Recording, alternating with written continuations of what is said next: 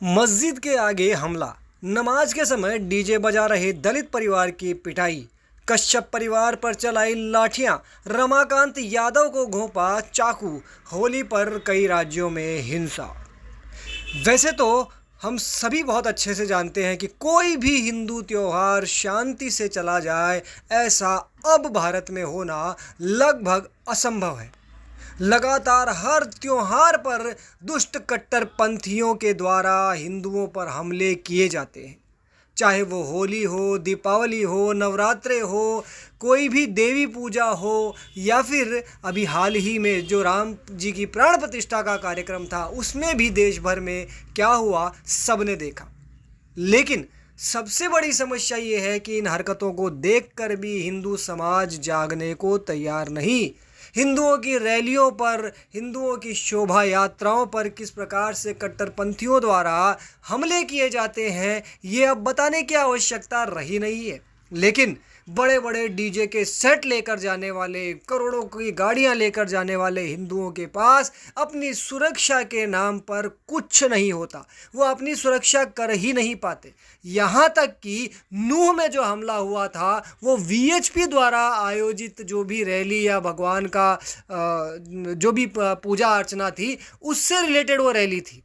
उसमें भी जिहादियों ने क्या किया था सबने देखा, और वीएचपी द्वारा आयोजित उस रैली को भी सुरक्षा नहीं मिल सकी। यानी हमारे संगठनों की भी ये स्थिति है कि वो ये बात नहीं समझना चाह रहे हैं कि किस प्रकार ये जिहादी कट्टरपंथी हिंदुओं के हर त्योहार, हर जो भी कोई उनकी परंपराएं हो, जो भी हिंदुओं की रैलियां हो, शोभा यात्राएं हो, उन पर हमला करते ही हैं। लेकिन फिर भी ना हिंदू सावधान, ना हिंदू संगठन सावधान, और इस प्रकार की घटनाएं लगातार होती जा रही है। और ख़ास बात ध्यान देने वाली ये है कि अगर हिंदू अपने आप को किसी भी जाति में बांट लें या आपस में लड़ने लग जाएं, या कुछ को लग रहा हो कि हम ये हमारा कुछ नहीं बिगाड़ेंगे, हम तो ये हैं वो हैं, इस घटना से आप समझिए कि यहाँ चाहे दलित हो, चाहे यादव हो, सब पर हमला किया गया।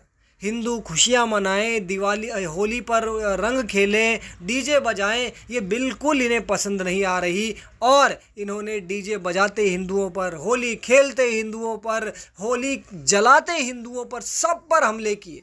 लेकिन क्या पूरे देश में हिंदुओं पर हो रही इस प्रताड़ना के लिए कोई आवाज़ उठ रही है बड़े लेवल पर? नहीं। लेकिन अगर एक मुस्लिम को कोई मार दे, या फिर किसी मस्जिद पर जय श्री राम किसी ने लिख दिया, जैसे अभी महाराष्ट्र में हुआ, तो पुलिस ने तुरंत कह दिया 24 घंटे के अंदर अंदर हम इन आरोपियों को पकड़ लेंगे।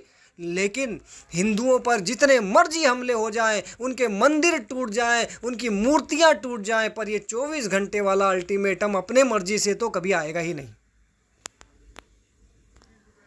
इससे हिंदू समझ सकते हैं कि प्रशासन भी हिंदुओं को लेकर कितना गंभीर है।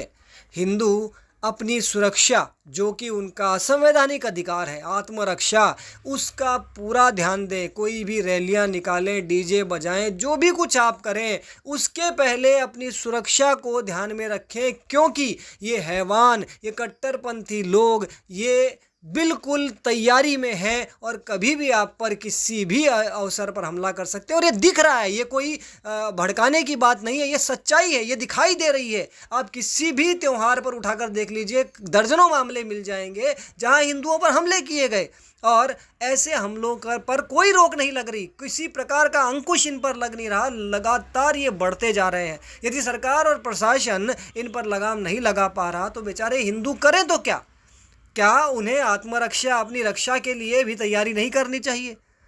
इसलिए सावधान रहें, सतर्क रहें, सज्ज रहें। अपने परिवार की, अपने क्षेत्र, धर्म, राष्ट्र की सुरक्षा पर जरा सा विचार करें हिंदू। जय श्री राम।